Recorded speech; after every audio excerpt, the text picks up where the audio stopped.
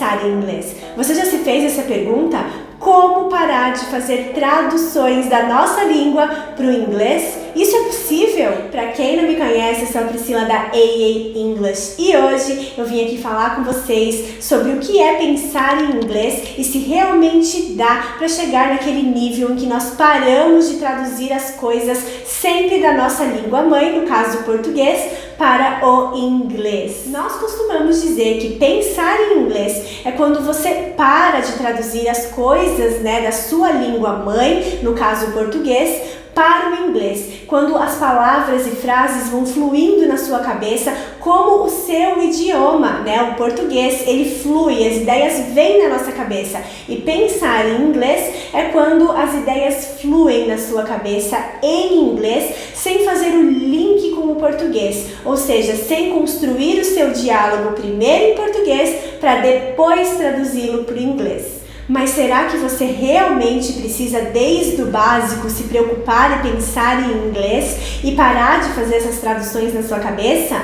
A resposta é que vai chegar uma hora em que essas traduções do português para o inglês não vão mais ser possíveis, porque são duas línguas diferentes. Eu gravei um vídeo sobre isso, sobre erros comuns que os brasileiros cometem ao falar inglês. Vou deixar o link aqui na descrição, porque esses erros são muito comuns e eles são comuns justamente por os alunos quererem fazer esse linking com as duas línguas, achando que tudo que ele fala em português, ele vai falar exatamente igual em português, só mudando as palavras do português para o inglês. E não é assim que funciona. Então nós podemos dizer que um dos problemas que nós detectamos é justamente usar o método da tradução na hora que você começa a aprender inglês, já adotar esse método da tradução em vez de adotar o método da associação. E como é que é isso, Priscila? Por exemplo, o número 5, você não fala para o seu aluno 5,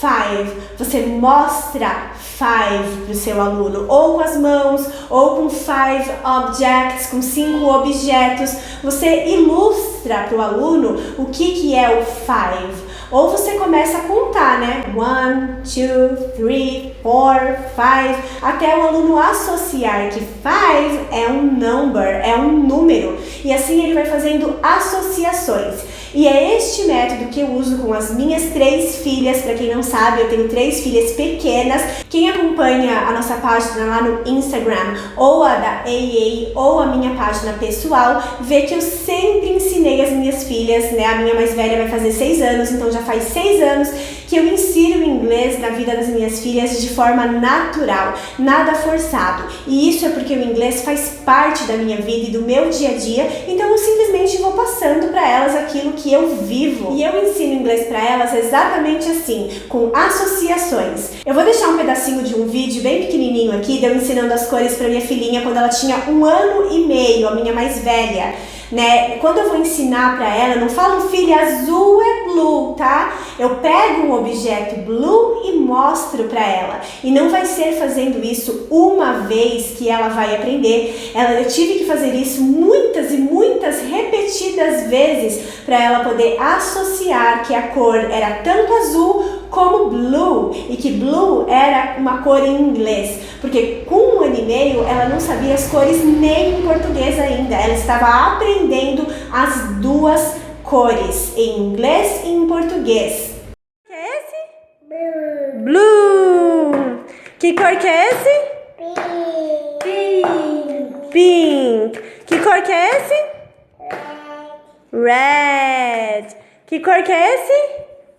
Então, nem que eu quisesse fazer esse linking, filha, azul é blue, eu não ia poder, porque ela nem sabia o que era azul ainda, ela estava aprendendo os dois ao mesmo tempo. Eu sei que isso é mais fácil quando se trata de palavras, assim como que eu ensino para minhas filhas, que são vocabulário, animais, cores, materiais escolares, frutas. É muito mais fácil você associar palavras do que depois você associar pensamentos, Começar a pensar do jeito que eles falam lá, sem fazer a ponte com o português, Sem construir o seu pensamento em português primeiro, para depois passar para o inglês. Claro que isso vai acontecer quando você já estiver um pouco mais avançado no inglês, né? Pelo menos ali no nível intermediário, para essas associações mais complexas começarem a acontecer, mas é totalmente normal. O que você precisa é aceitar o seu nível, aceitar que você está no básico, por exemplo, e conseguir fazer o que o básico te permite fazer, conseguir associar com o inglês coisas que o básico, que o nível básico te permitam associar. Por isso que nós falamos para você treinar o seu cérebro desde o começo, mas não tentar obrigar o seu cérebro, porque isso é uma coisa que nós não temos controle. Não tem como nós falarmos agora, muda a chave aí, né, e começa a pensar em inglês, porque isso é uma coisa natural, isso é uma coisa que vai vir automaticamente na nossa cabeça. Por isso que é preciso treino. Esta é a única chave para você conseguir falar inglês sem pensar em português antes. E a dica número 1 para você começar a fazer essas associações é tornar o inglês um hábito. Eu sempre falo isso aqui lá no nosso Instagram e é porque eu acredito nisso. Você tem que estudar inglês todos os dias, nem que seja um pouco, para você ir aprendendo a falar da maneira correta. Quanto mais você consome conteúdo, mais rápido você aprende e aprende da maneira correta. Principalmente para nós que não estamos numa língua falante de inglês, né, para fazer, por exemplo, um método de imersão total. Então nós temos que aproveitar as ferramentas que nós temos e tentar fazer essa imersão aqui mesmo no Brasil. E como que você consegue? Se dedicando todos os dias, o máximo de tempo que você conseguir. Outra dica, a dica número 2 que eu tenho para vocês é: tente adivinhar o que o personagem vai falar quando você está assistindo televisão. Por exemplo, você escolhe um filme, aí você põe áudio e legenda em inglês. Os personagens estão ali conversando. Antes de aparecer a legenda, né, você tenta, naquela pausa que dá entre uma fala e outra, tente descobrir o que aquele personagem vai falar, né? Tente descobrir o que ele vai responder ali no diálogo. Com essa técnica você aprende vocabulário novo, você vê se você usou as coisas no tempo verbal certo, que nem algumas confusões que nós fazemos às vezes no Simple Past com Present Perfect. Também temos um vídeo desse no canal, vou deixar um link aqui na descrição para vocês assistirem. Essa confusão é muito comum, né, de passado simples com Present Perfect, e ali você já vê se você usou o tempo verbal certo. Quando aparecer na legenda você vai ver se aquele tempo verbal que você usou estava certo. Você aprende vocabulário, então é muito bom e também te força a assistir aquele vídeo para aprender, não só para diversão. Porque muitas vezes nós colocamos um vídeo ali para tentar aprender, né, treinar o nosso inglês, mas nós acabamos prestando atenção no filme e esquecendo de estudar. Então com essa técnica você ainda aproveita o seu estudo 100%. A terceira dica de hoje é fale sozinho. Nós também já falamos sobre isso aqui no canal. E falar sozinho engloba várias coisas, desde você começar a olhar objetos à sua volta e começar a descrever esses objetos, como você criar diálogos, né, fingindo que você é uma pessoa e a outra pessoa também, e os dois estão conversando em inglês. Como eu falei, se você ainda está no básico, vai ser mais difícil de você conseguir fazer essas descrições, né, de coisas mais complexas, e por isso é importante você aceitar o seu nível, saber o que você é capaz de produzir ali no básico, o que você é capaz de produzir no intermediário, e ir aceitando evoluir com o tempo, porque isso é uma prática, guys. Pensar em inglês é uma prática que você treina.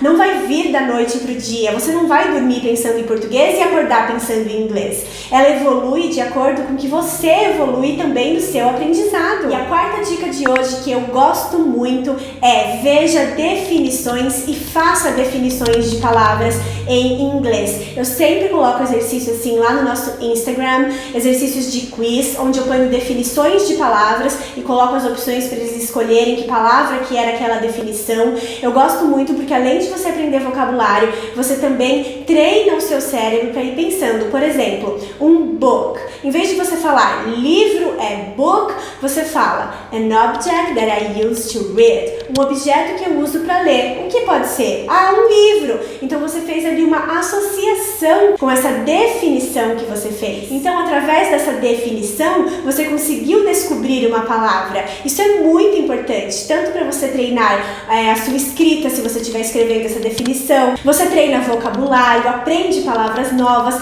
Eu gosto muito desse método de definições. E para isso é muito importante também você ter um dicionário inglês e parar de uma vez de usar tradutores, né, de português para o inglês, seja no Google ou seja dicionário. Não traduza mais as palavras do inglês para o português ou vice-versa. Procure definições em inglês. E a conclusão que eu quero deixar aqui, um resumo de tudo, é: saia da sua zona de conforto. Não deixe o inglês para quando der, se der. Hoje não, hoje eu tô cansado, hoje ele não vai ser minha prioridade, hoje eu não quero. E para isso você precisa saber bem claro na sua cabeça o porquê você quer aprender inglês e que diferenças ele vai fazer na sua vida, o que ele vai te trazer de bom, que mudanças que ele vai trazer para a sua vida. Eu espero que vocês tenham gostado desse vídeo. Se você gostou, deixe seu like, compartilhe com quem você sabe que está aprendendo inglês e precisa também assistir esse vídeo. E por hoje foi isso, guys. Eu vejo vocês no próximo vídeo. Bye, bye, guys!